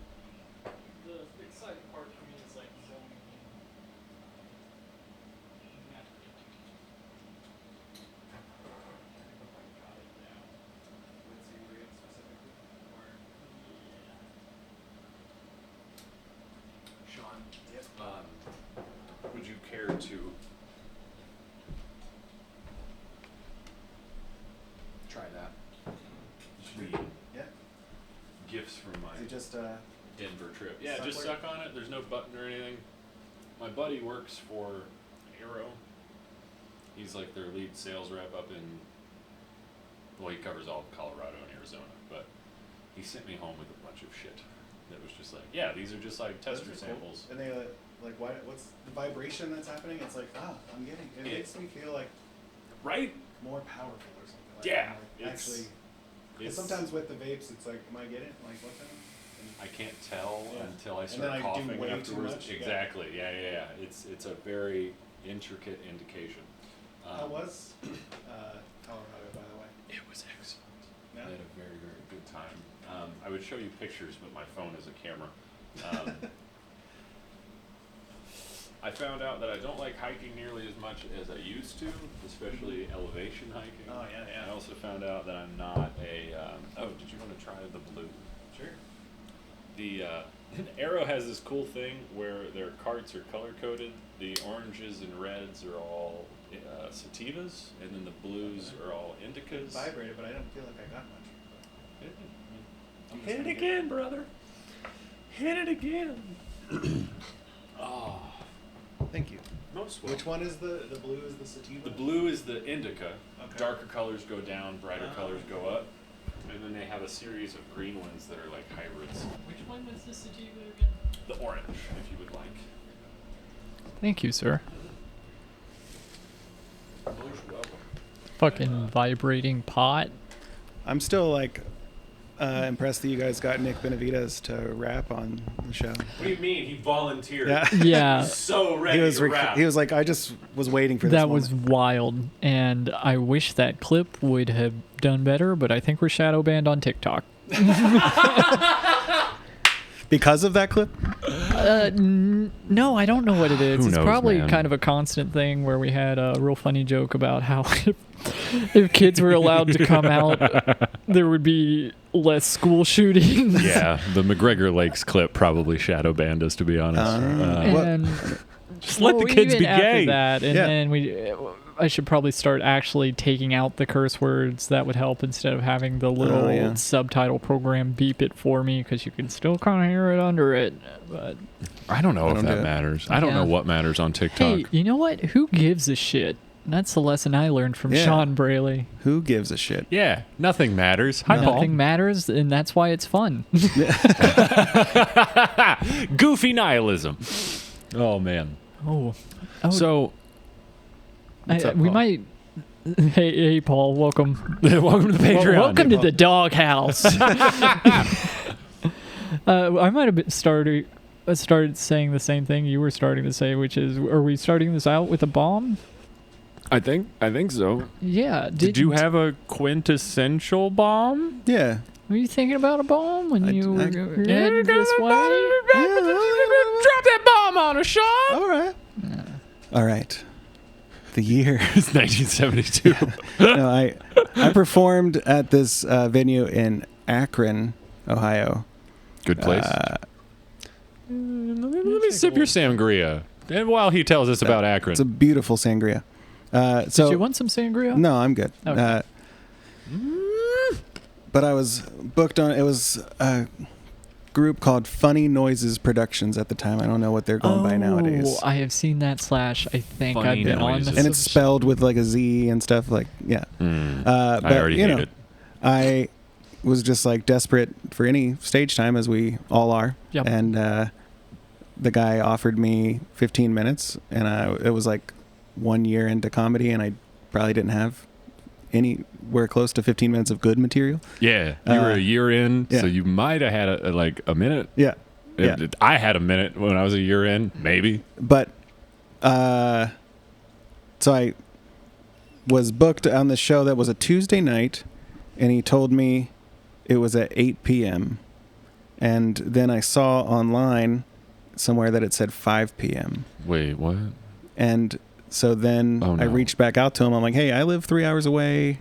I need to know, like, When do I go Yeah, on? when do that's I go on? important. And then he was like, oh, it's 8. Or no, what did he? No, he said, oh, it's 5 p.m. Yeah, we changed it. And I was like, okay, that's weird. Good to know. It's a weird time. Tuesday at 5 p.m. Okay. Cool. Guess I'll so- leave work early. Yeah, I left, early afternoon, get there at like 4:30, walk into the bar that is empty, and there's just a bartender. And then he's like, can I help you? And I'm like, yeah, I'll get a drink. And then as I am ordering the drink, then I'm like, and I'm on the show tonight. Where is everybody? And then he was like, the show's not till 8. And I was like, What? and we had this conversation even. And so I called the guy. He doesn't answer. Then I just text him like, hey, I'm here like hella early. Do you want me shit-faced for yeah. this show? So then I tried to find something to do for 3 hours in Akron because I'm like, well, I'm here in Akron. I guess I'll wait. What is There there to wasn't do much in to do. Akron other I than think- join the mafia? Jesus and Christ. I didn't have enough time for that. People spend their entire lives looking for something to do in Akron and die Die there. without having done Yeah. it. They just have a tombstone in Akron. It says looking for something. Looking for something. Found something to do. Die. It was great. So then about 7:30, I returned to the venue, and people are there. And the guy running the show is there. And I tell him, hey, did you get my text? And then he's like, yeah, oh yeah, sorry about that. That was a miscommunication. Or no, he didn't even say miscommunication. He just said, sorry about that. That was weird, or something like that. Because I just remember being like, you didn't really own up to anything. Sorry about that. I'm a fuck ass. Yeah. So then we have the show, and it turns out the show that I was booked on is a contest. Apparently, he didn't tell me this. None of the marketing that I saw said this. It's a contest where the audience is going to vote, and Hell yeah. the audience, whoever wins the contest, gets to be booked on one of his showcases. So I was like, Goody. I don't want to win this contest now. So then the show starts. I'm like third or fourth out of 8. And so I'm, watching everybody bomb because there's like 10 people in the crowd. And I'm like, this is going to be awful.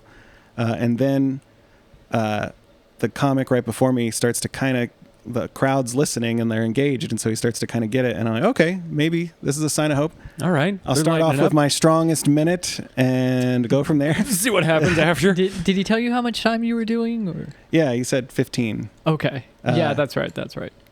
So it's like a minute before I'm going to go on stage, and this guy walks in, this frat guy, and he has 40 like other dudes with him, like all college dudes.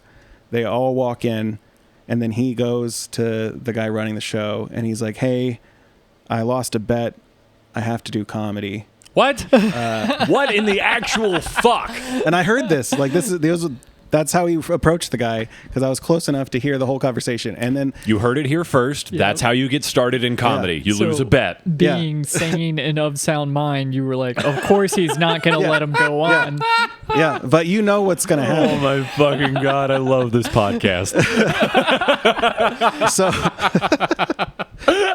So he says, oh, you brought all these people. Yeah, I'll let you go on. Because he was just excited that people were there. Oh, you saved my show? By all Yeah. means, do 5. They all come in and sit down. He goes on stage and crushes immediately. Yeah, he goes on next. Hell yeah. Didn't even save him for the end of the show. So he bumps me. Oh my fucking I got bumped by a frat guy.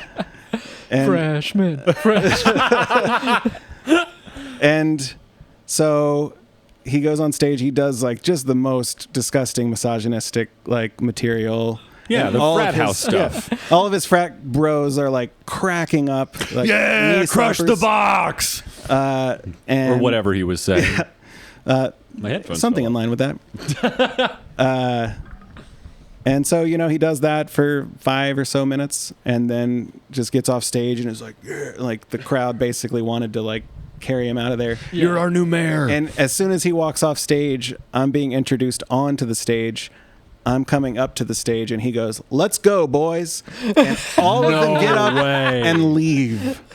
As I'm going on stage, 40 of the 50 people in the audience stand up and walk directly out the door. that's awful, but you gotta respect this guy. Like He rolls he deep. just walks in and rolls is like, deep. comedy done. Let's go. That's how it works. You just get to demand that you're doing it. If you do that, He's the king of the frat house and maybe adjoining areas if he brings his crew of 39 people, I guess. That's so wild. That's like next level noise. yeah. So how did the set go? So the set was great. I got up there and I'm so new too that I'm just like, I just have to remember my jokes, but I'm like, now I have to comment on this guy. But I didn't know what to say, and the rest of the crowd didn't seem happy with him. I mean, they were annoying and everything too, the guys that all came in. So they were happy to see them leave. And I was just like, can we all agree, like, fuck that guy, right? And they cheered, and so that was like the best moment of my set. And then I told a joke, and then they were like, No. Fuck you too, though. yeah. We're a fuck everyone. He was crowd. better. At least he like had some energy or something to him. But I mean, confident. being a year in, knowing to address the room like that's the right thing to do. Yeah. That was the right Presence instinct. of mind. Yeah. Just not. I didn't know how to. I mean, I guess saying the first line was fine, but I didn't have any other places to go. And then I'm just like, so my grandma's racist.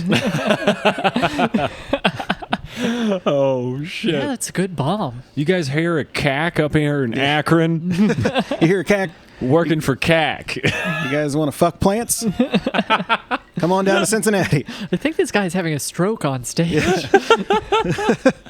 Holy shit! So yeah, that was the most memorable bomb that I've ever had. Yeah. Have you ever had a show where it wasn't the type of show that you thought it was? Because like finding out that it's a contest when you I didn't get there, win the contest either. obviously. I mean, not to say that to be mean, but Yeah. it's pretty clear the guy that showed up with 40 people and left before the votes were counted obviously won, right? Well, no, the votes. I mean, he would have won. Yeah, you're right. Actually, he won. Not even competing.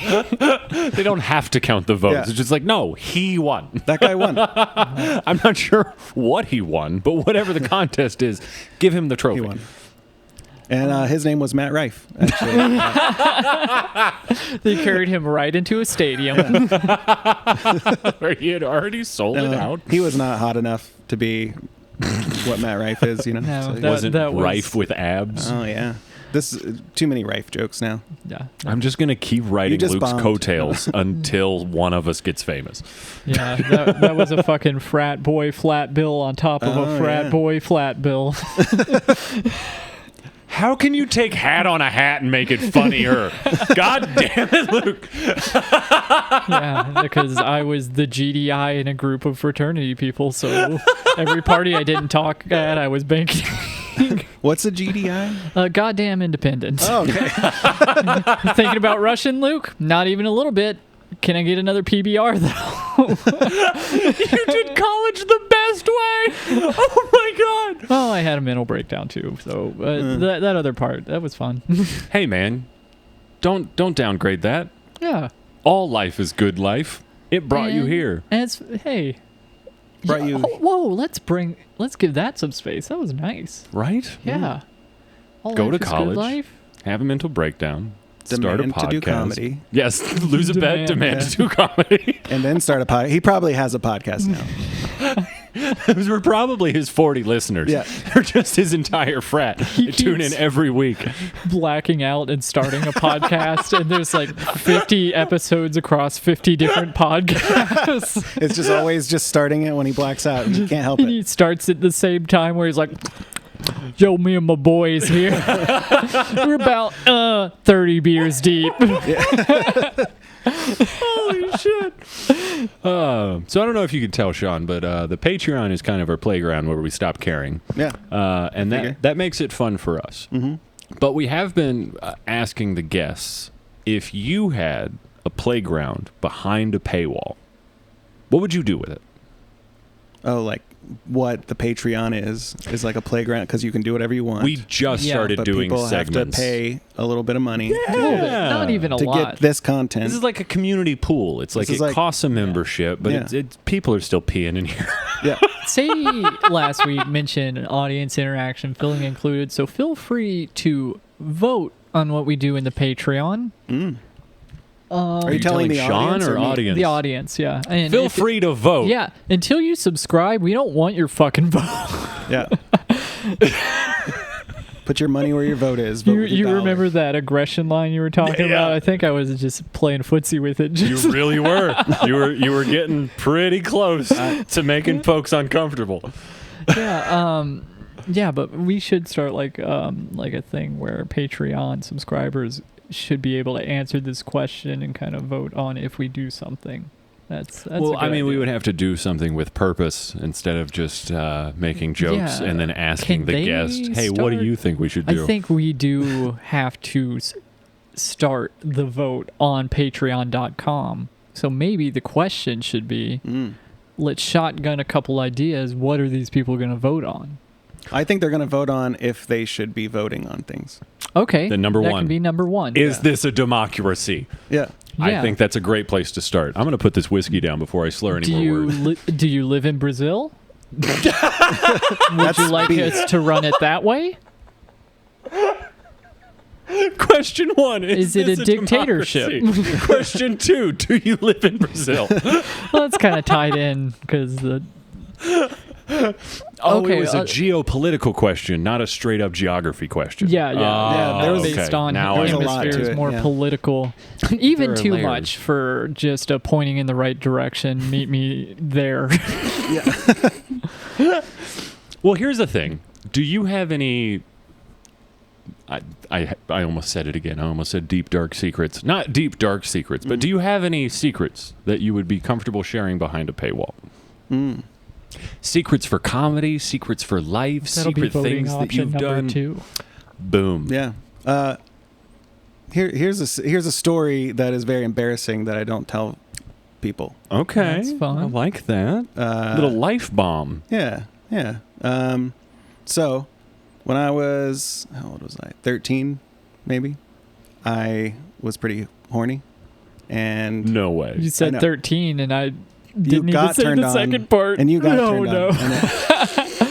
He said you can't mention 13-year-olds to me in a room. Like, I know. I'm sorry. I Not know. fair. It's really not fair. You can't just hit all of Luke's triggers.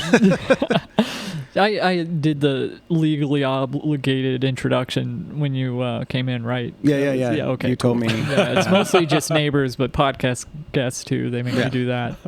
I get it. Yeah. It's like I'm a neighbor for this period of time. Yeah, you're fucking Mr. Rogers. I'm fucking You're- Mr. Rogers. I mean, Wouldn't we all? Welcome like to fuck the Mr. neighborhood. Rogers? I'm keeping the cardigan on. do you think Mr. Rogers is like a total like dom?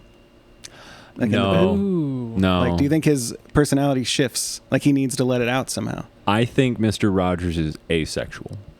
Legitimately? I think legitimately he is asexual. He had a wife. Did he have kids? I don't I remember don't if he know. had I saw the kids. documentary. I cried. Yeah. And I don't know. I think he did have a kid. I think so. Oh yeah, he does have kids because they are interviewed in the documentary. Yeah. So he Well, I he mean, be fucking.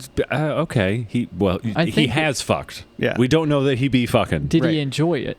Did he? Yeah, gain maybe he pleasure was from just it? That's what I'm doing it. saying. Yeah. That's what I'm saying. He could be an asexual being that was just like, I want children, and I understand I have to do this thing I don't want to do in order to make that happen. I Here's- guess I'll just take one for the team. We'll just leave audience members with the image of Mr. Rogers Rogers. sobbing as he After- creates a child. Doing it for As he my comes in his own wife. family. And then return to Shawn's story. Wait, I have one more question for you guys. Okay, and then yeah. we can Yeah. tell the story. Speaking of Mr. Rogers being asexual and then having to have sex, like the thing that he is most, just like, I guess, apathetic to, is that what we would say? Like the A? It's not like. Anyway. Yeah. What is something that you are like asexual toward that maybe isn't sexual, but if you had to do it, like something that you have to do. Something like, that you're If Mr. Rogers was opposed having to. sex with his wife, Okay. he's like, I'm not into this, but I understand. So the question is there an action in our lives that Yeah. we should put an A in front of, like where Yeah. A oil changes, or just something Anything like like that? that, That's it's a hurdle that you have to get over, that you're vehemently opposed to, just for that what other you people want. do, and it's not like a weird. or Ooh, whatever. it's a good Okay, question. I think my thing, it's it's something I run into just because people talk about it, and I don't know why people like it. Glory holes. I get it. Yeah. No, I love glory holes, so you know that. Sports. You've been on both ends of that. I don't That's get. how we met, surprisingly. I can even be competitive in other things, but I just don't understand sports because it's like, look, if the competition is who can jump the highest, there's a number there that no human can jump, and it's just the same. It's just a number. Mm-hmm. It's like, why are you competing to do this thing when I can easily imagine a human being doing it, Right. and it doesn't matter how fast you are swimming? It's like, it's cool that you can do that. It's cool that you work that hard. I admire that, but it's not exciting for me to be like, oh, he's so fast. It's like, yeah, he practiced a lot. Yeah. Like, So yeah, it's it makes it's just sense. conditioning. So it doesn't impress you. That don't impress you much. Maybe it does even impress me. I just don't see the attraction of watching sports when you know what happens. You know what can happen. Yeah. And it's like, oh, they scored a goal. Shocker. Cool. Yeah. That's what they were supposed to be doing this whole time. So if you're watching sports, that is how Mr. Rogers felt having sex with his wife. I potentially. cry a little bit, yeah. There's a little bit of tears, but you're also It's like, I wish I could here. enjoy this for you, Yeah. but sorry, But I can't. coworker. sorry, I don't give a Dad. shit. Yeah. I think I feel that way anytime someone mentions their children. Mm. Yeah. Because it's a thing that people get really, really excited about. And I'm just like, yeah, that's cool for you. Mm-hmm. You're expecting, aren't you? Yeah. I Feel free to talk about it. One of us will be interested. I'm real sorry, am. The Sean. gift of life. Is I don't on give its a way, fuck about your and kid, man.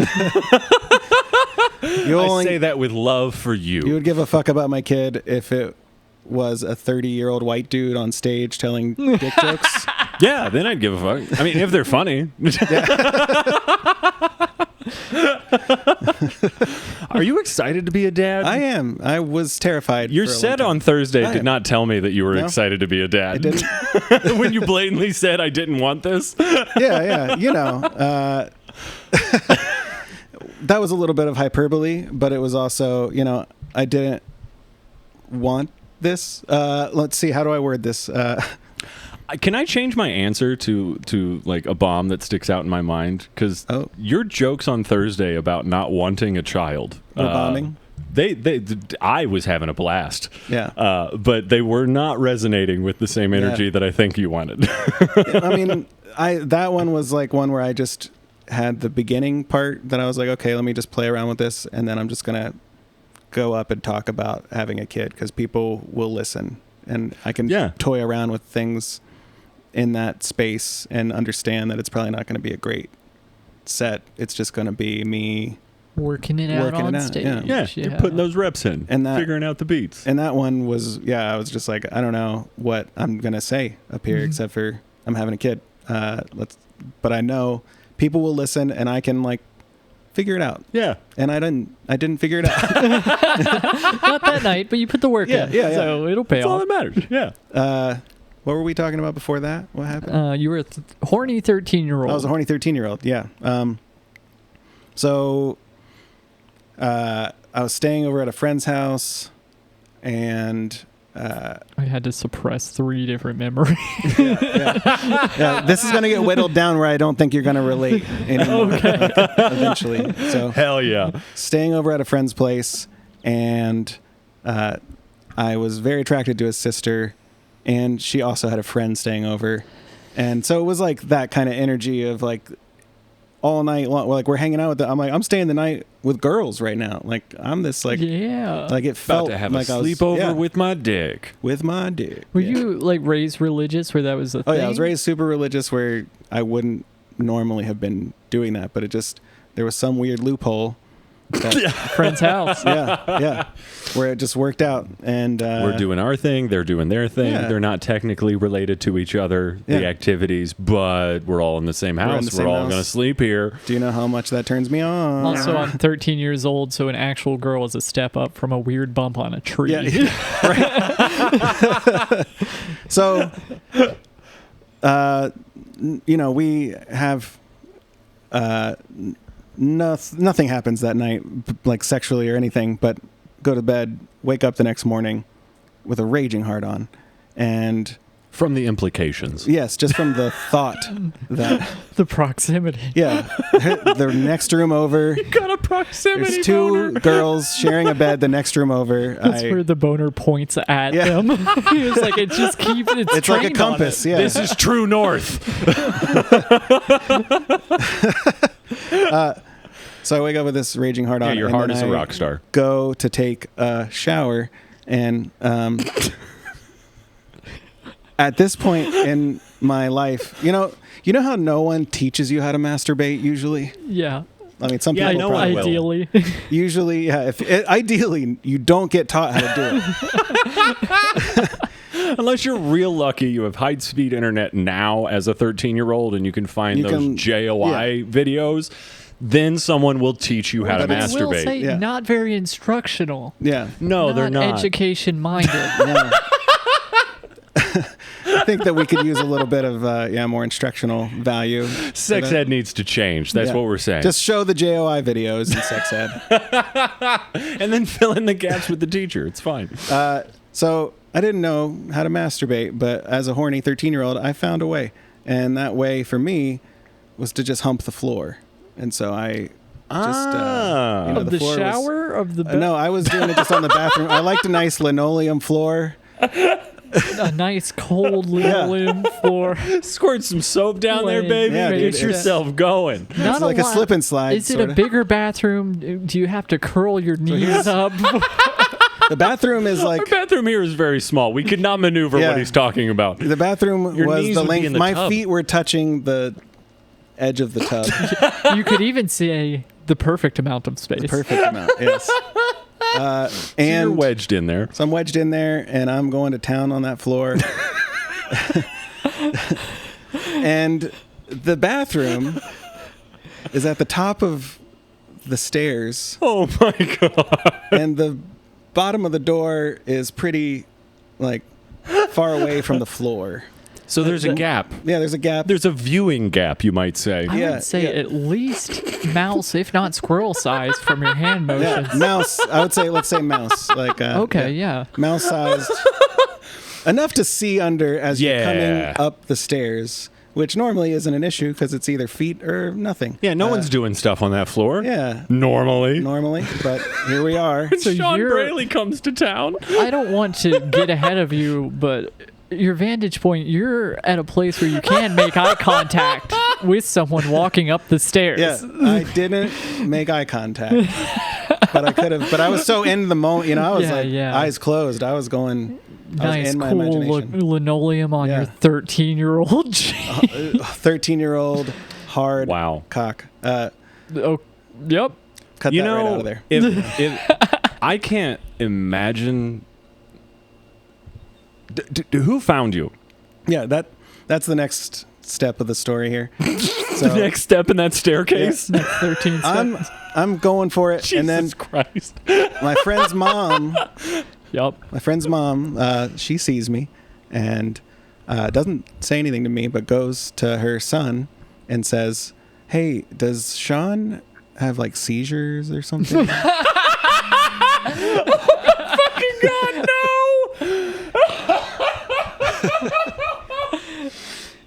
Concern. Yeah. Concern. She was like, that's the only possible. Why on else would someone be flopping on the bathroom?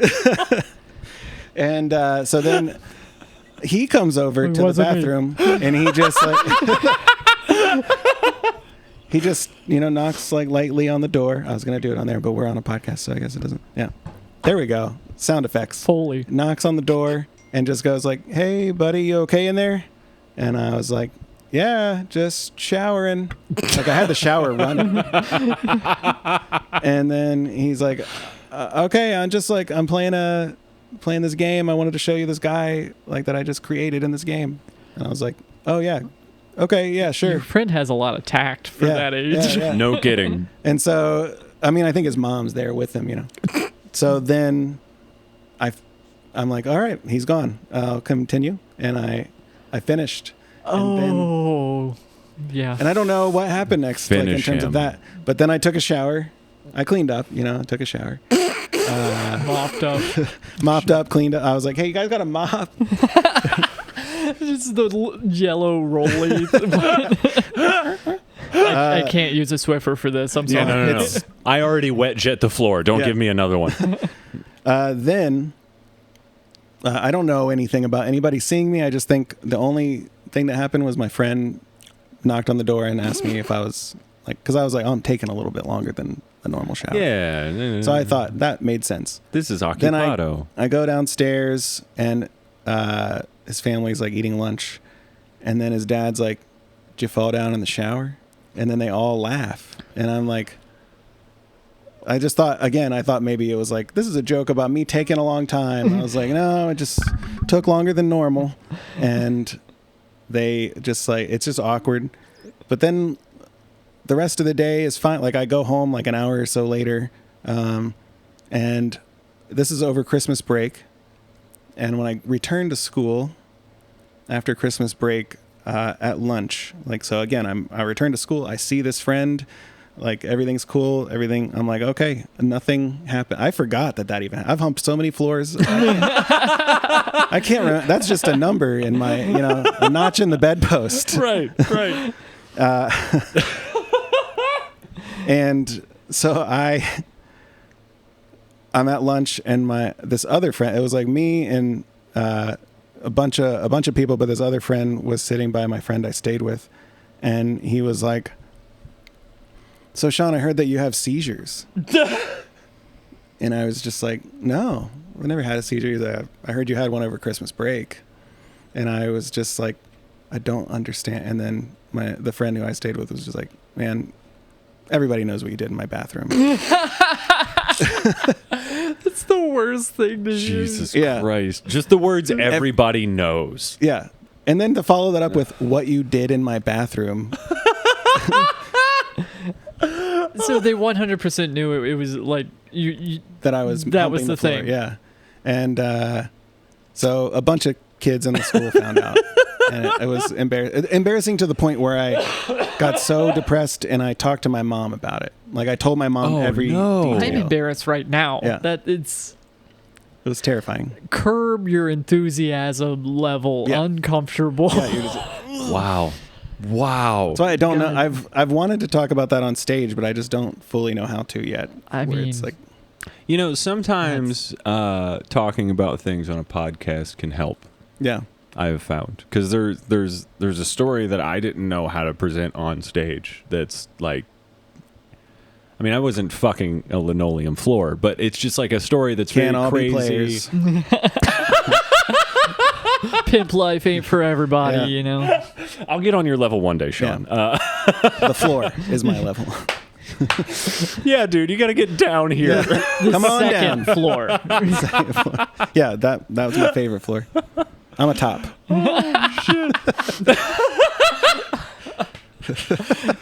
Oh, fuck. See, this is what I mean. These are the riffs that take a chaotic story and turn it into a bit. I've struggled really, really hard with like the moments in life when you're laughing.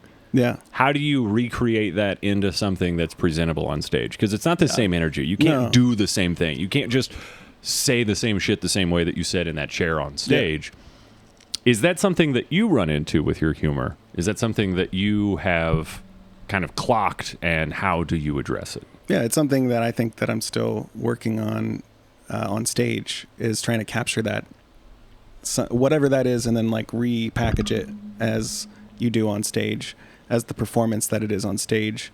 I think that there's something to the fact that like usually when it's like in this kind of a setting, I mean, not always a podcast, but when you're just sitting talking to friends, they have some context for who you are. So there's all these parts of the story of who I am that if I never met you guys and I just walked in and told that story, it would have a different flavor to it. It could still be funny and stuff. But so it's, how do I get the audience to know those little details about me, even if it's not in that particular bit?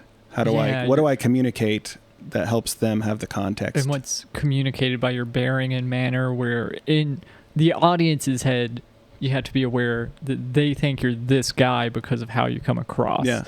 And does that context fit the story? Right. Yeah. So there's all those things that I'm thinking about with that too. Damn. Comedy's hard, huh? Yeah. But I did feel like on Thursday at Chameleon, talking about how I knocked up my girlfriend, I did feel like I was 100% myself on stage. Yeah. And I didn't come off stage feeling embarrassed like that, kind of like when people didn't laugh at things. I felt so confident about it. I was just like, okay, I know exactly what that was. And I know, and that didn't, and that I didn't have that same feeling I have when I bomb at open mics or shows normally, where I'm like driving home like, fuck, why did I say this? Why don't I say it? Right. Why wasn't I true to myself? And I won't listen to the recording. I'm like, no, like I actually listened back to that recording, and it wasn't like I was like, awesome, but I was just like, okay, I can see. I think that's the part that resonated for me and why it was so funny, because I do know you and I do have like some frame of reference for you. And like, if you were to be doing that material in the context of a longer set where someone in an audience that doesn't know you has heard 10 minutes of your material and has built up a frame of reference for you. Yeah. That shit could have a completely different different vibe. Exactly. Yeah.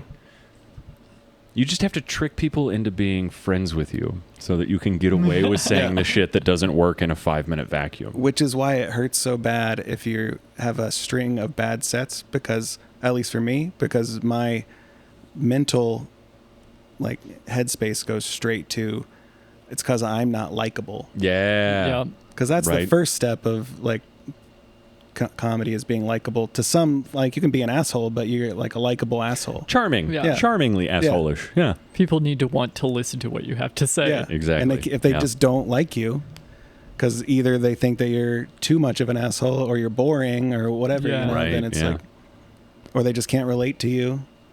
But you knew why you bombed. And I dare say you might have come to love the bomb. At least a little bit. Title of the show. That was kind of my button. Are we done? Yeah, I think we're done. I Thanks. really have to pee again, Yeah. and we should do an intro Okay. and yeah, the Patreon reading. Are we doing the Patreon reading with us, or are we gonna... I think that we should